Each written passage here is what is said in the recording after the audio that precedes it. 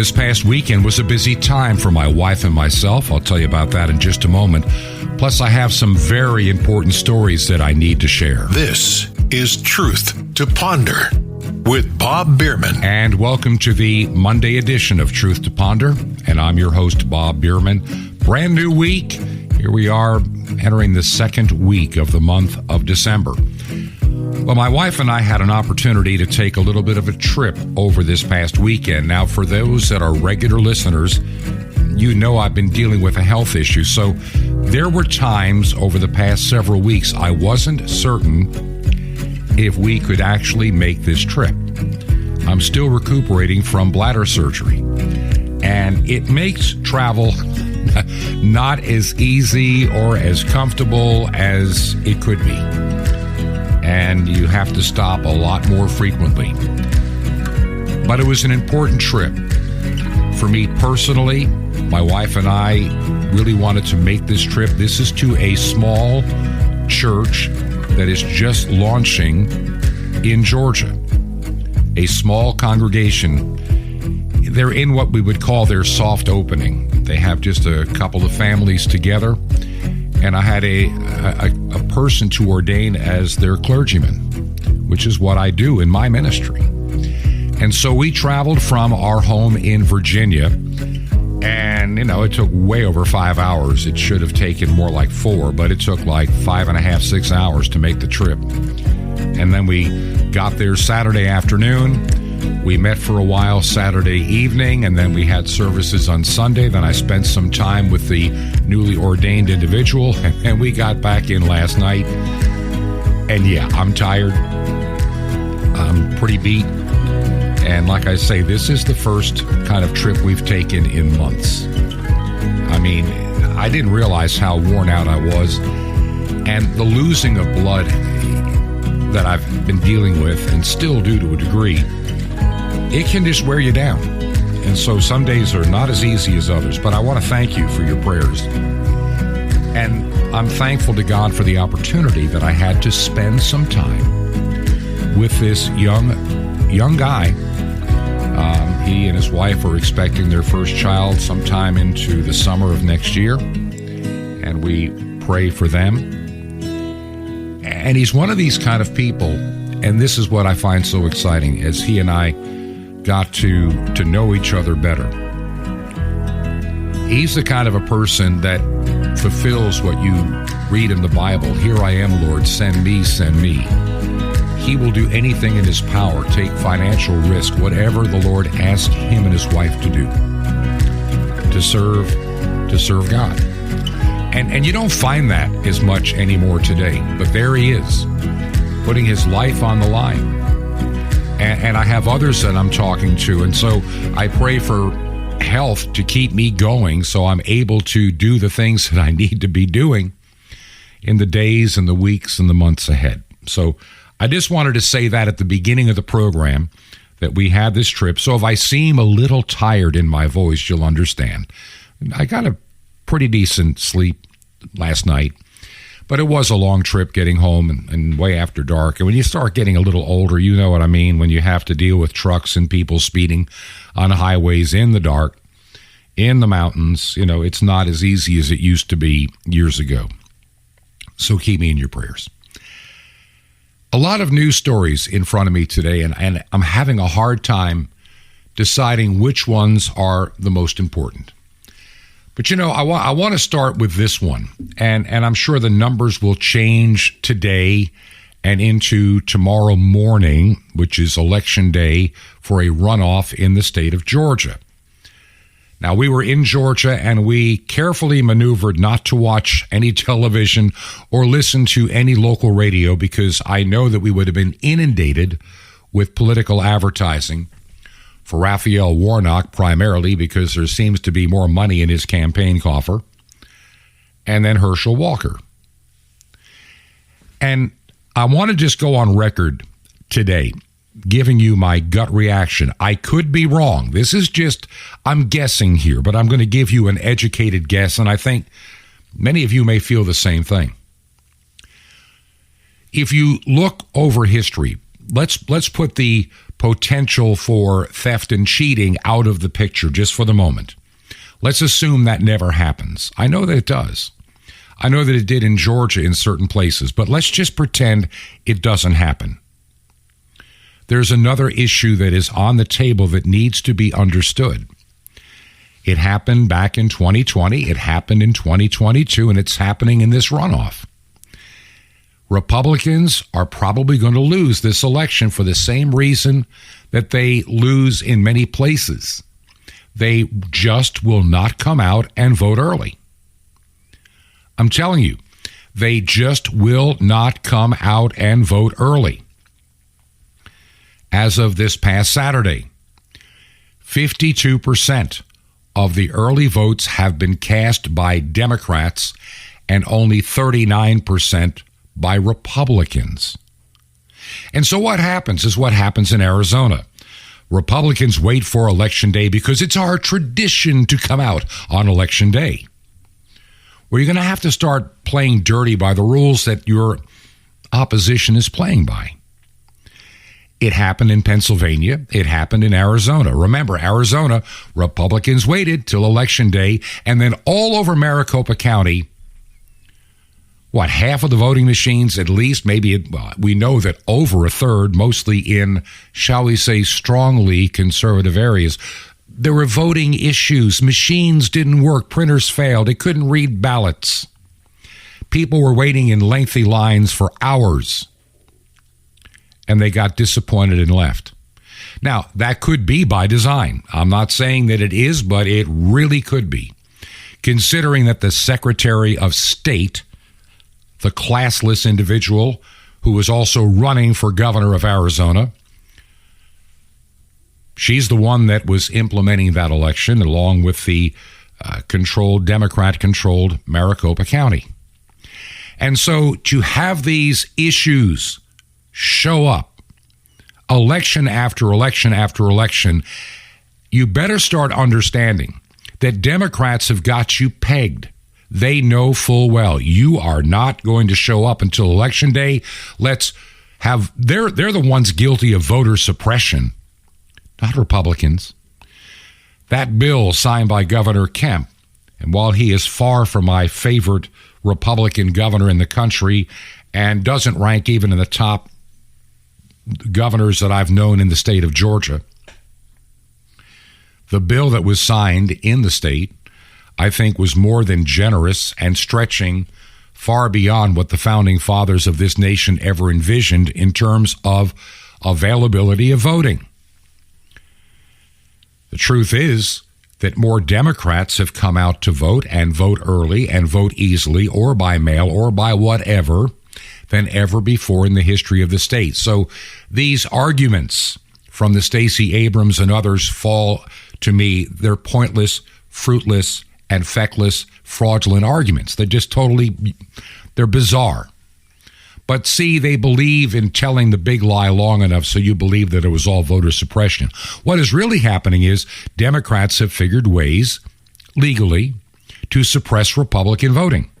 And in some cases, I think illegally, like what happened in Maricopa County. Yes, I'm going to say it. I really believe that somebody intentionally made sure that everything was screwed up royally on Election Day, knowing the Democrats had already voted. Let's suppress that Republican vote.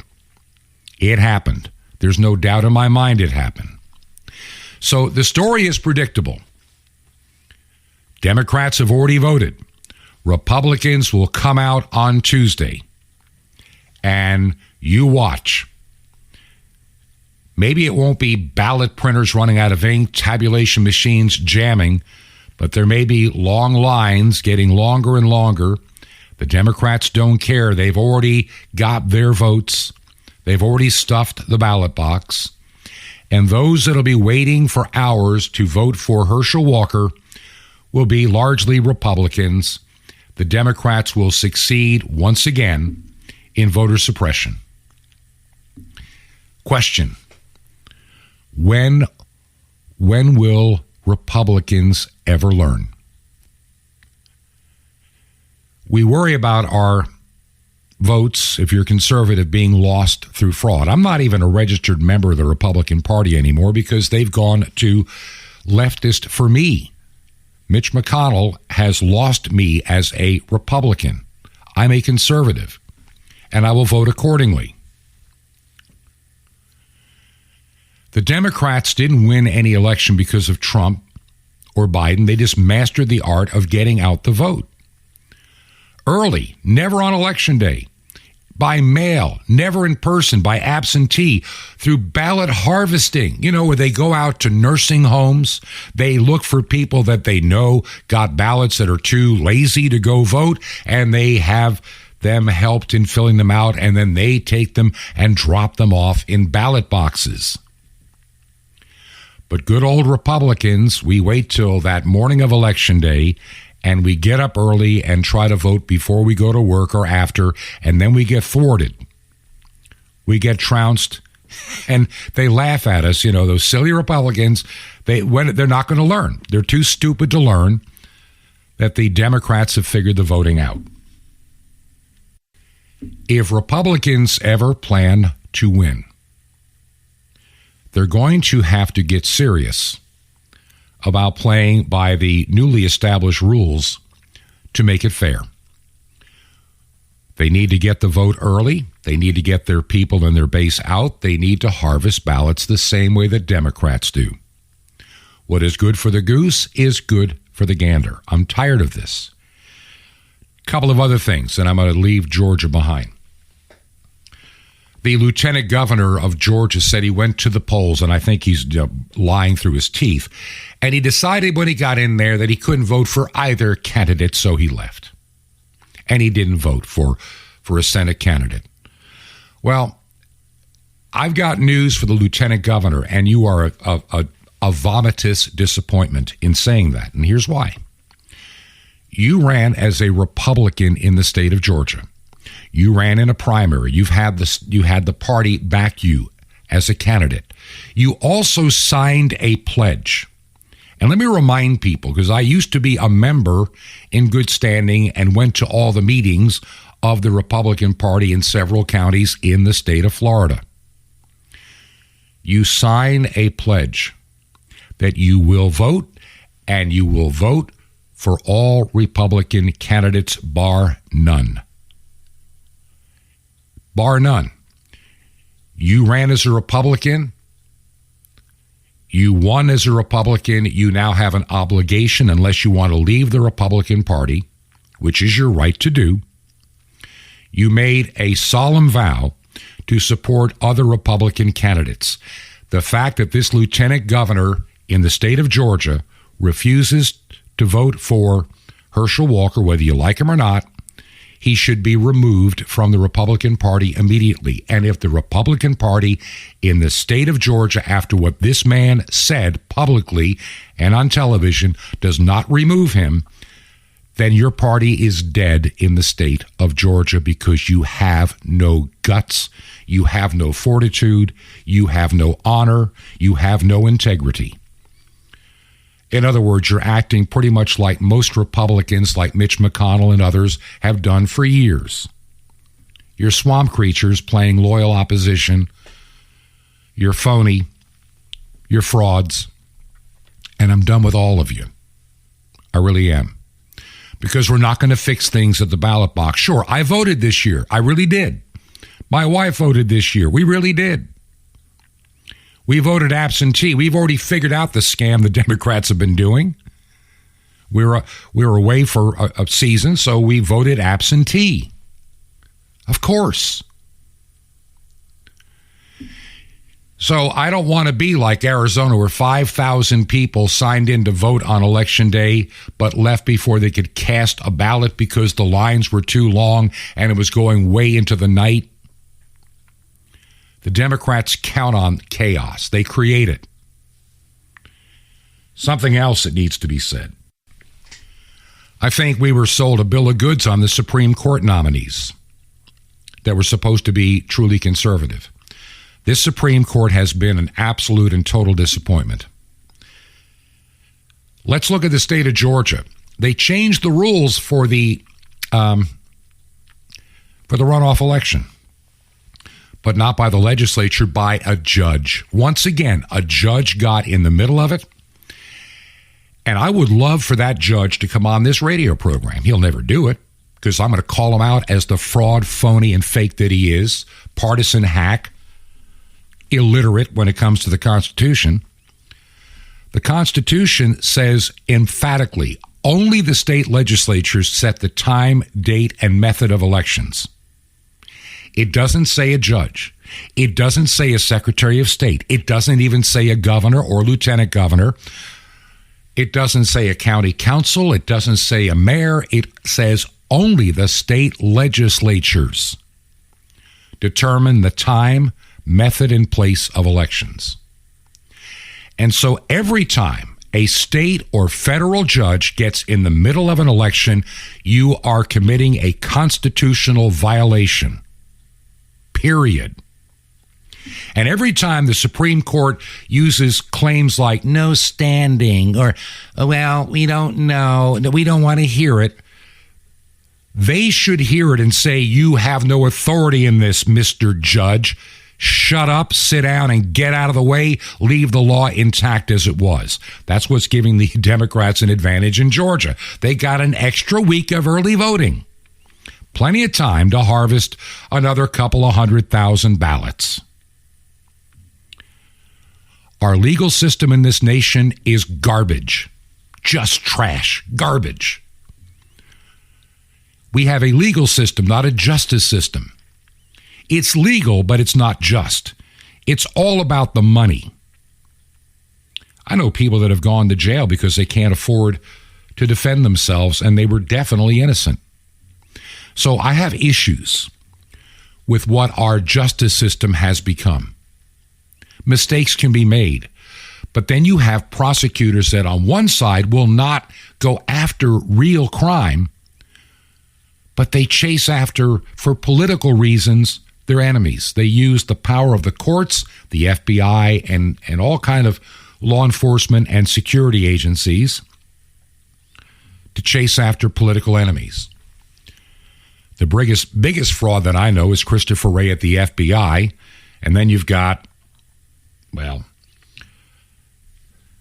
Merrick Garland over at the Department of Justice.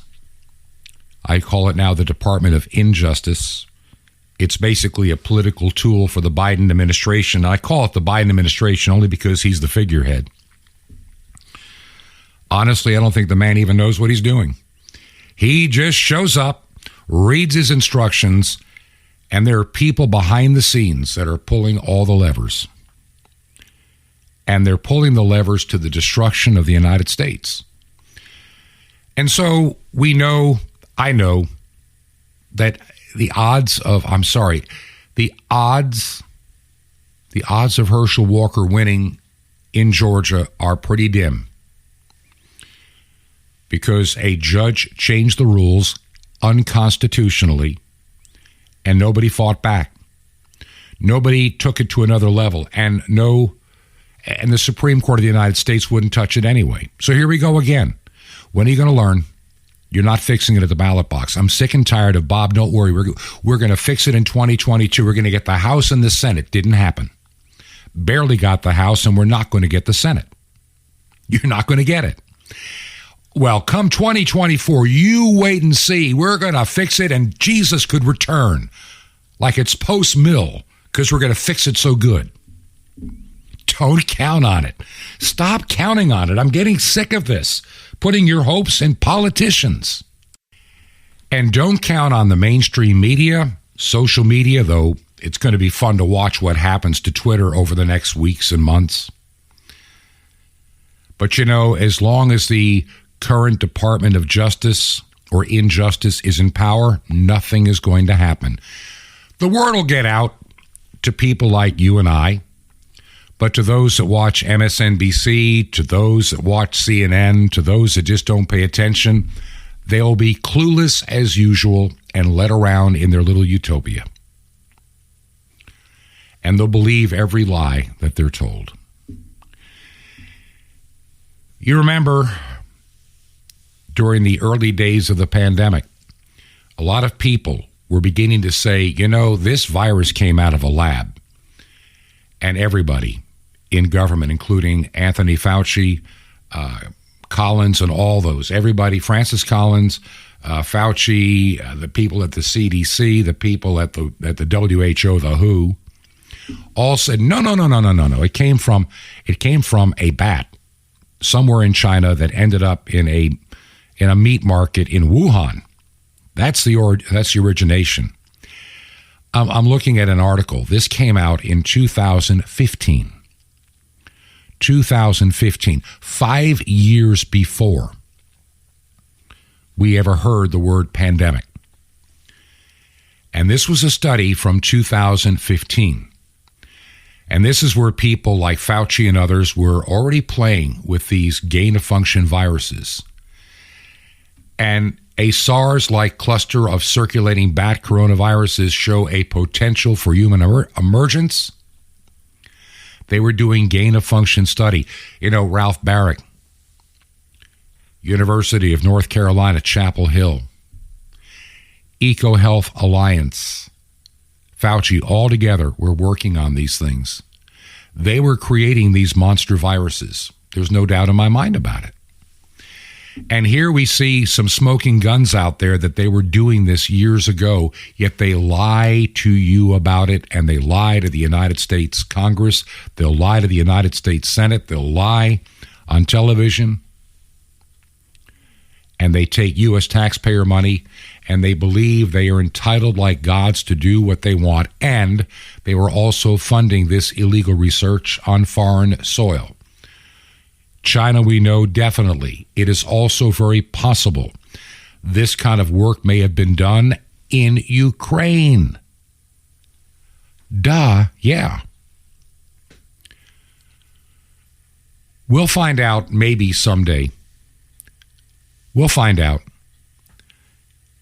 I hope it's not too late. We as a nation here in the United States are in deep trouble. We have lost our moral compass. And as a nation, I do not see it coming back at all. Now, here's a quick story to give you an example. This comes out of Eureka Springs, Arkansas, a conservative town, conservative community, where the mayor and the city attorney have ordered a nativity scene in a park to be removed. Now, the organizers of what's called the Great Passion Play have been ordered to remove a nativity scene from a park in Eureka Springs, Arkansas. Now, this nativity scene has been there for 70 years. Since 1952, 70 years. But you want to know there's a little bit of hope in this? They're refusing to comply. They're saying, we're tired of this. Enough is enough is enough. Let me put it this way. If Christmas is so dangerous and deadly, then you in government go to work on Christmas Eve and Christmas Day. Don't take it off. Don't declare it some kind of a holiday when you know its origins are the celebration of the birth of Jesus Christ, period. The federal government made Christmas not a winter solstice, not some other entity. They made specifically by the name Christmas a federal holiday. And most states have done the same. It is the Christmas Day or Christmas whatever holiday. And I'm sick and tired of these vomitous attorneys. That's what all I can call them these days, and keep my composure. Separation of church and state. It sounds like Barney Fife running down the street. Citizens arrest or whatever nonsense. Separation of church and state. Nowhere did our founding fathers ever dream of such suppression of religious expression. So this executive director has been ordered by the mayor and the city attorney. They got to remove it. Can't have it. Can't have it in Eureka Springs. Might offend somebody. Might cause somebody emotional harm or distress. What silliness. And of course, the mayor is a coward. He's hiding. He won't return any calls about comment. Even I've asked for a comment. He's going to ignore everybody. But you know what I may do? I may ask the mayor. I may actually request, under a Freedom of Information Act request to the mayor and the city attorney, that they provide me, under a Freedom of Information request, any and all correspondence internally among staff regarding this particular matter. I want to know, I want everybody to know who made that decision to pull the plug on something that's been there 70 years. Now, the mayor of Eureka Springs is a guy named Robert Butch Berry, and I have his email address if you'd like to reach out and share your thoughts with him. It's not a difficult email address. It's simply mayor, M-A-Y-O-R, mayor at Eureka Springs, and then the letters A-R like Arkansas, Eureka Springs, AR.gov. Mayor at Eureka Springs, AR.gov. And that is his official email. And he's an architect. And actually his address for that is R.D. Berry Architect at scbglobal.net. R.D. Berry, the letter R is in Robert, D is in David, then Berry, B-E-R-R-Y, Architect, R.D. Berry Architect at sbcglobal.net. I'm getting sick of these people saying, you can't have your nativity display. It may offend somebody. Well, you people offend me. When are you going to stop offending me and others? Why do we have to always cave in? I'm sick of it. Why are we always the ones that allow ourselves to be run over and never stand up and say enough's enough? We are tired of being persecuted by the feckless and foolish that we elect to lead us. And all they do is shaft us. Sorry, but I said it. And I'm getting tired of this being lied to, being messed with, being treated like second-rate, second-class citizens. I'm tired of my vote not being counted because in my case, I'm smart enough to know how they play the stupid game, so I make sure my vote is in early. I don't wait to Election Day to have the evil people make sure that my voting is ruined, like people are in Georgia, like people were in Arizona. They show up on Election Day like they used to in the 1950s. You know, I like Ike, and everybody showed up on Election Day. Today, they have figured out how to get around that system. Well, I've got some other stories that need to be shared, and they will have to wait until the other side of this break. And I didn't expect to go as long on a couple of these as I did today, and I apologize because I have so much I wanted to share, but I think what I needed to share on voting, what I needed to share on how even these governments in so-called conservative states cannot be trusted to uphold conservative values. It's not like Christmas was invented 2 weeks ago and somebody wants a display up for a newfound whatever. They've been doing this for 70 years. We've been doing Christmas for 2,000 years. If you believe in this ministry, let me ask you a question. Would you consider financial support? I want to thank you, all of you that have gone out of your way over the last several days to help us out. It was getting to be pretty touch and go, and it's still going to be a rough month, but a lot better today than it was not long ago. And I've noticed something, and it really excites me, and it makes it easy for some of you I know, are using Give, Send, Go. That's Give, Send, Go. Give, Send, Go. I can't even speak. GiveSendGo.com. And if you go to our website, truth2ponder.com, truth2ponder.com, under support, you can find both our mailing address and you can see the link for Give, Send, Go. We no longer use PayPal for obvious reasons. I don't trust them. I just don't. They have decided to find people they disagree with and take your money. And I've seen some conservative outlets all of a sudden lose money and they can't pay their bills because, PayPal is taking it. They've done it before, they'll do it again. And so I'm looking at all these alternative ways in banking and everything else that need to be done in the future. I see it getting worse, not getting better.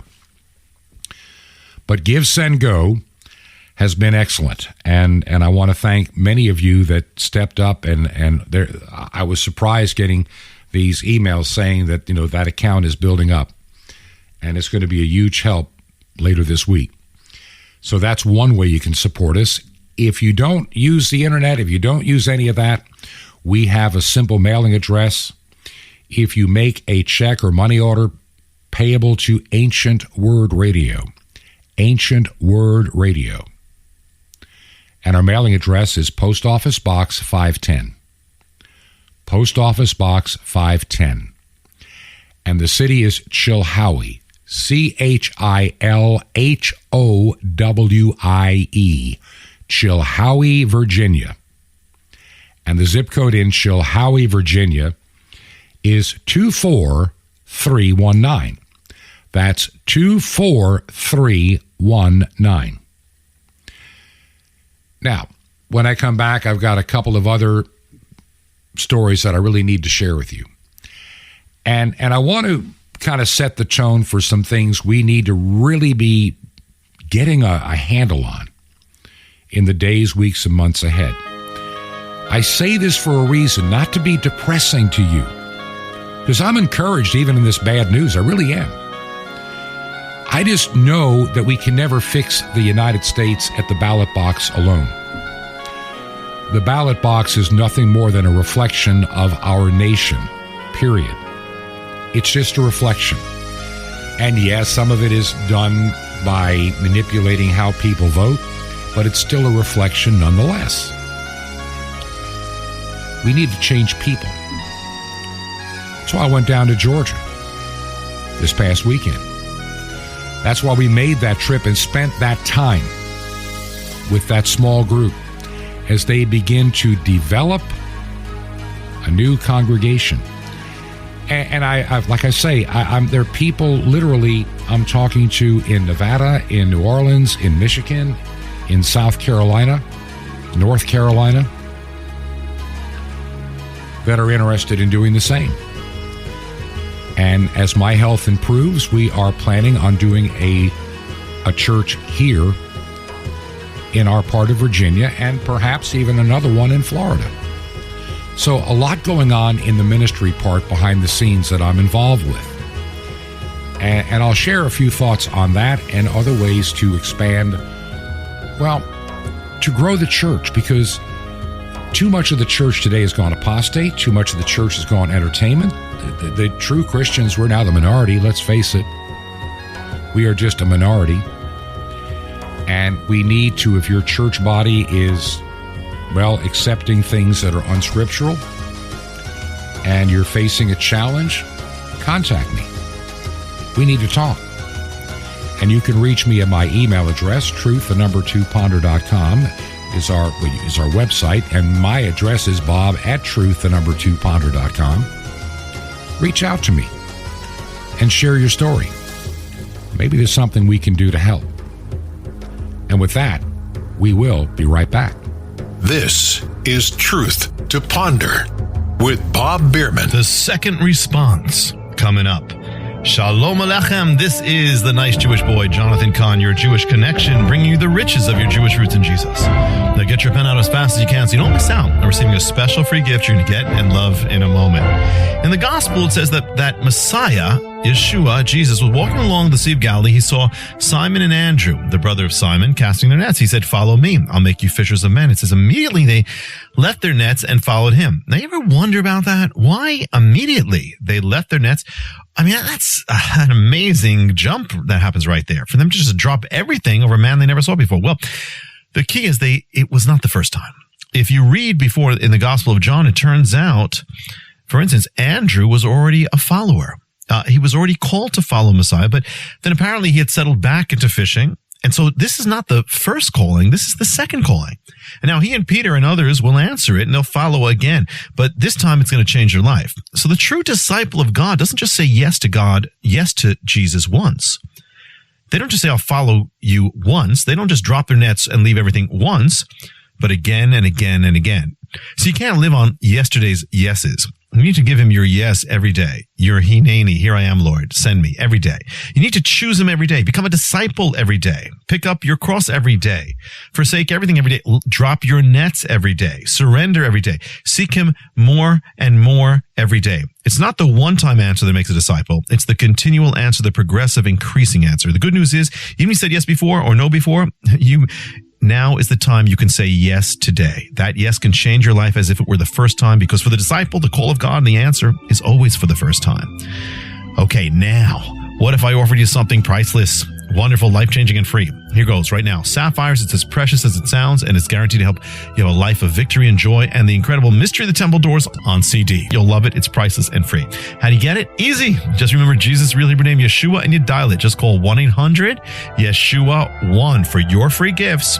You will be blessed, but call now, 1-800-YESHUA-1. I invite you to join me in bringing salvation back to God's ancient nation, Israel, and the unreached peoples on 5 continents with over 1 billion people. The most amazing way to ever change the world, impact the world through shortwave radio, blanket the earth with the salvation. It's amazing. Just call 1-800-YESHUA-1. That's YESHUA-1. Or you can write me at the Nice Jewish Boy, Box 1111, Lodi, Lodi, New Jersey, 07644. It's a Nice Jewish Boy, Box 1111, Lodi, Lodi, New Jersey, 07644. Well, till next time, this is Jonathan Kahn saying, give him your yes, be a disciple, drop your nets, my friend. He's calling you.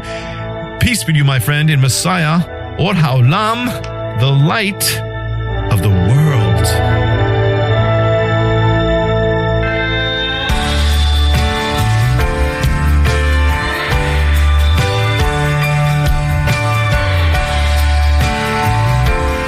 This is Truth to Ponder with Bob Bierman.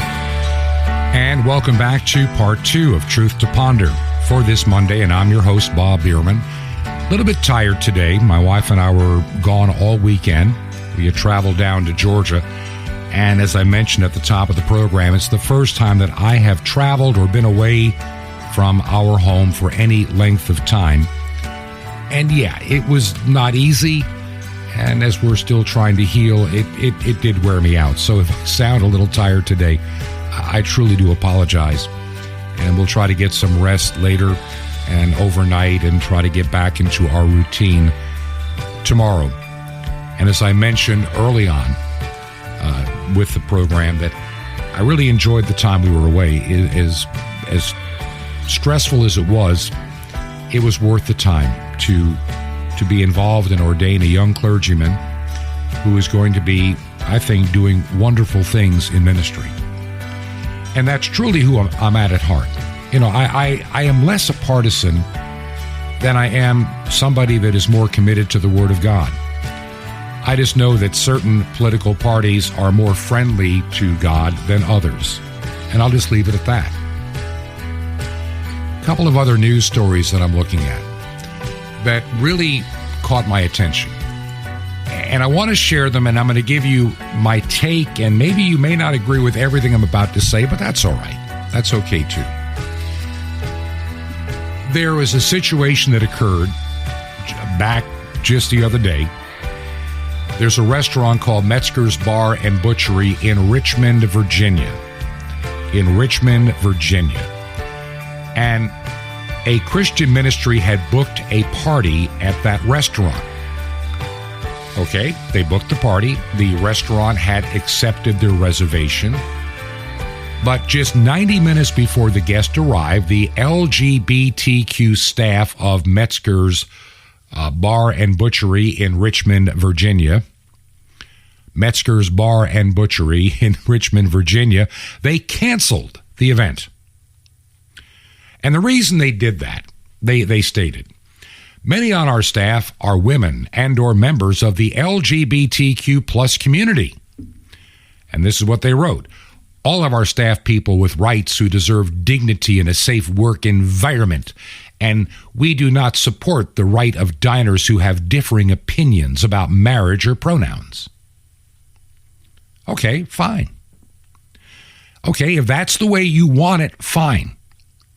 But let's do a couple of things first. If you had that problem, don't accept the reservation to begin with. Don't cancel 90 minutes before because your little hurt staff and their feelings are crushed because they're a part of a reprobate community. That's their choice. And also, if you're going to cancel, I never want to hear another word about we need to force Christians to make wedding cakes for gay marriages. I never want to hear that out of your mouth again. Number one, I have a differing opinion than they do about marriage. Number one, a man cannot marry a man. A woman cannot marry a woman. It's an abomination before God. That is my right to believe. And the Bible supports that right. And I don't believe we choose our pronouns like... I'm not going to say, and anybody that asks me for my preferred pronouns, I laugh at them at their face and walk away. I look at them and say, I'm sorry you're suffering a mental illness. Get help, please. I'm not going to play your game where some male teacher now wants to be identified as a he or a she in front of his elementary school kids. This is demonic. And I really believe when they say we and they, reminds me of the book of Mark when Jesus cast out the demons. Who are you? Legions, for we are many. This is all demonic. And so fine. If Metzger's Bar and Butchery wants to, not have Christians in their business, fine. Be honest. You don't pull this stunt. Yeah, we know who these people are. Let's wait to the last minute and pull the plug. They did that in retaliation. And I personally think they should be sued for doing it. If they didn't want the party, that's one thing. That gives the people at the TFFA, which is, a family organization in Virginia, time to make other arrangements. Just like if somebody goes to a Christian bakery and demands that we participate in their abomination before God and we refuse, we can say, but you may want to go down the street to the other woke business that caters to your, reprobateness. Help yourself. You have free will. But don't force me into your abomination before God. Let's just be intellectually honest. Which brings up my next topic. And this one has been a sore spot for me for a number of years. And I want to be clear about this. When did the state, when did the government, when did kings and presidents and governors and legislatures and counties, whatever, get involved in marriage? Let's be honest. When did they get involved in marriage? Historically, and I don't care what culture you find in the world today, marriage has always been, from the very beginning, a religious institution, period. I don't care if you are a Hindu. I don't care what religion you come out of. Marriage has always been a purview of religion. As a Christian, I look at marriage as an institution provided by my God, my Creator, Himself, between a man and a woman. Not a man and a man, not a woman and a woman. And it's something you should not need a license or a permit for through the state. The Bible taught that a man needed permission from the woman's father to take her as his wife. The point is, marriage was always a private religious matter, not a state-controlled matter. The state was never given authority in the Bible in areas of marriage. Matter of fact, no religion ever gave the state purview in matters of marriage. So how do we get to the point where sodomites and lesbians can marry? That's my question. We got there because the state took control of the marriage and the church laid down and rolled over like it always seems to do in the last 150 years. And then the state began to decide what marriage is and isn't. And now we see what happens when we give something that belongs to God to the state. It becomes an abomination. They believe they own marriage. They believe they can tell you what marriage is. And now you have the United States Senate and the current reprobate House of Representatives passing a new same-sex marriage legislation. It is designed to codify what is now de facto law. When did the state get involved in marriage? There should not be any of this. I really believe if I had my way, I would get the state totally out of it. This is a decision between two adults. And if they want to be firmly entrenched in Christianity to have their right of marriage, they don't need to get a license or permission from the state. And I will even admit that goes to the reprobates that want to get married outside of God's ordained purpose. Within your own confines, keep the state out of it. Answer before God for what you've done. But don't make me accept it. Don't make me encourage it. Don't make me believe in it. Don't make me have to support it. You know, I don't understand how the church ever let it go. But I do know that states and counties found ways of making money on the deal to sell you the license.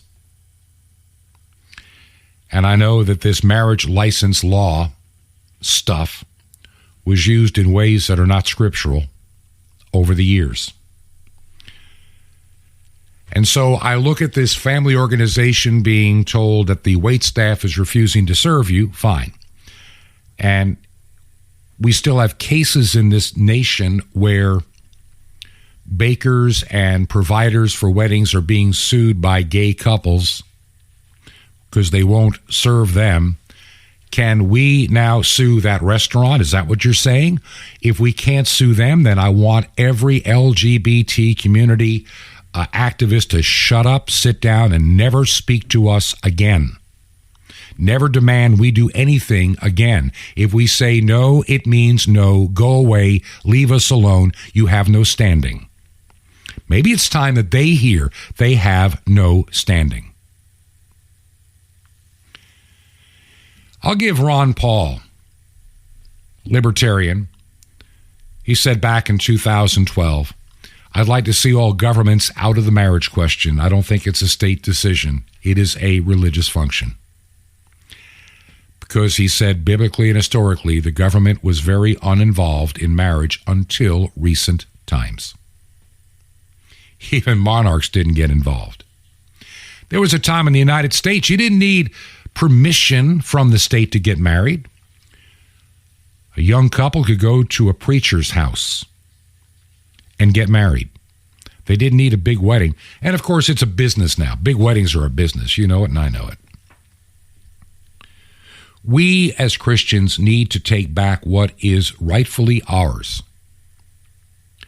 and not let the state tell us what we can and cannot do, how we can and cannot teach, what we can and cannot say. In some countries, parts of the Bible are being banished, banned, and called hate speech. It can put you in jail. Yeah, it can, for real. And the way things are going in this nation between a centralized digital currency to force you to comply to things because they can cut your money off if you're not obedient, and don't think that is as far-fetched. It is not far-fetched. It worked in Canada, and they don't even have a central digital currency yet. They just, froze a bank account. protest against little man-child Trudeau, and they'll shut off your bank account for a while until you comply. China does the same thing. The reprobates are taking over governments. They're taking over institutions that don't belong to them. So what is your plan moving forward? Oh, I'm going to go to the ballot box on Election Day, Bob, and I'm going to fix it. No, you're not. No, you are not. What you may consider is voting early for a change so you don't get knocked out of voting on Election Day. But that is not our hope. Never has been, never will be. And this is why I look at this program. I can sit here and read all the bad news all day long, and there are a lot of other people that do even a better job of speculating on all the nefarious stuff under the surface than I do. The only problem with a lot of them is when they speculate, sometimes they get it wrong. And I want to be so careful not to fall into traps of misinformation.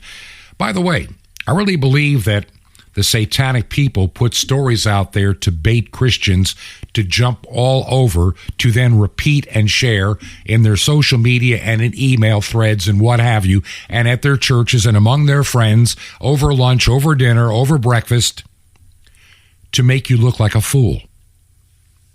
Because they'll let you share this story for a long time, and then they reveal the truth that embarrasses you. And the whole idea of doing that is what's called it's a reverse kind of psyop. And listen, Adolf Hitler did this during the Second World War. He would feed information out to people that was, well, his propaganda ministers, that opposition and resistance would grab on. And they would start sharing all this stuff.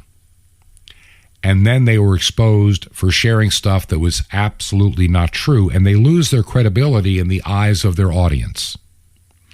And people no longer trust them. If you want to take down a voice, if you want to take down a radio program or a video or a podcast or a TV program, discredit the host, discredit the organization, by feeding them fake news that they keep putting out until one day the plug gets pulled and everybody sees that what they were saying was not true.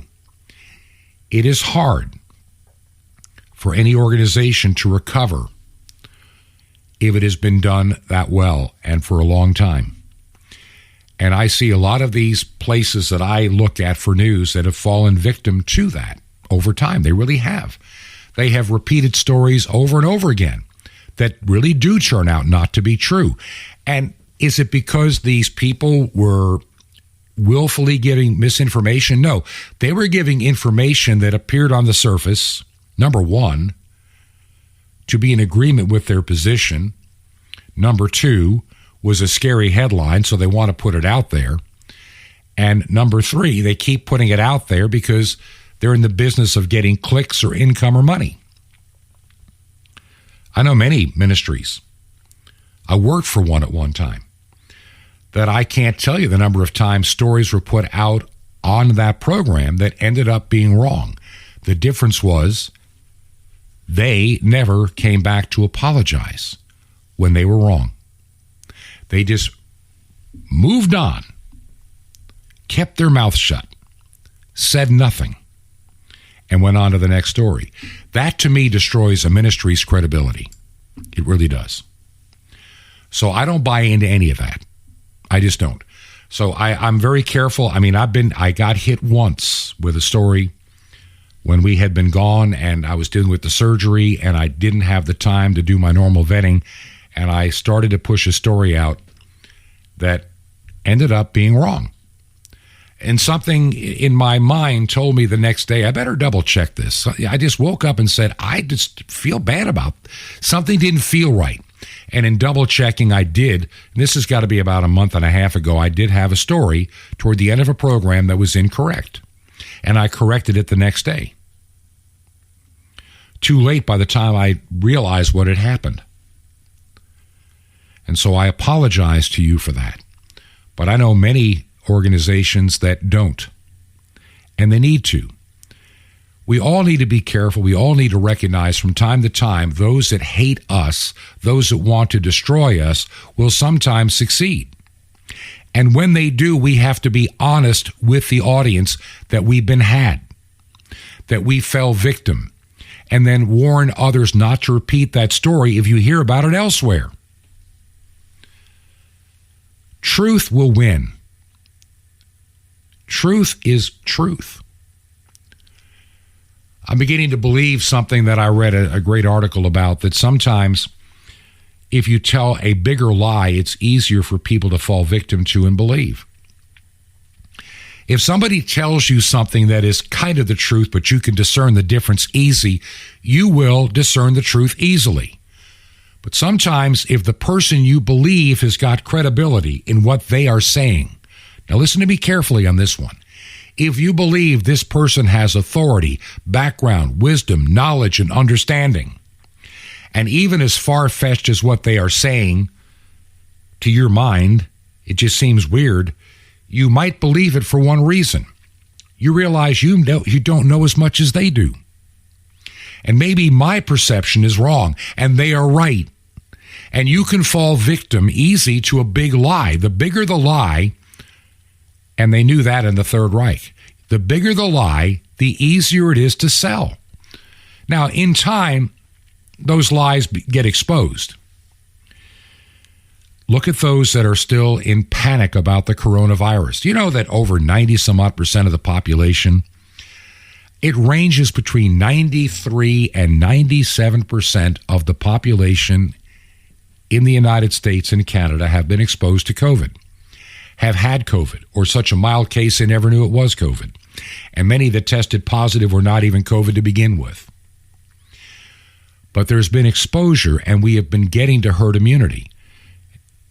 And that's another story for another day. Yet there's still people running around in restaurants and in grocery stores and in their cars wearing N95 masks. By the way, they don't do any better than the other ones do. There's so many studies out there. But they have been so beaten up in fear. They have been so lied to for so long. It's like the Stockholm Syndrome. They begin to fall, in love with their torturers and their tormentors. And they believe them. We've got to be better than that. This program, like I say, today I didn't get to the stuff that I really wanted to get to, and I don't know why. I guess maybe because I'm tired. Maybe I did get to something I needed to get to. We need to rethink our plan, how we survive in the days, weeks, and months ahead. We are in a very sin-sick world, and we're not going to fix it at the ballot box. We're going to fix it one person at a time. One individual coming into the realization of the knowledge of Jesus Christ. That's the beginning. And even as this world heads to its own self-destruction, we will have the certainty and the confidence to keep looking up, because this could be our golden daybreak. Now, if you believe in this ministry and keeping us on shortwave, we need to hear from you. Use the website, truth2ponder.com. You can use Give, Send, Go. It works wonderfully. Or you can mail a check or money order made payable to Ancient Word Radio, and the mailing address is Post Office Box 510, P.O. Box 510. And the city is Chilhowie, Chilhowie, Chilhowie, Virginia. And the zip code in Chilhowie, Virginia is 24319. That's 24319. And we will be back tomorrow with another episode of Truth to Ponder. This has been Truth to Ponder with Bob Bierman. To find out more, visit our website, truth2ponder.com. That's truth2ponder.com. Truth to Ponder, shining the light of truth in a darkening world.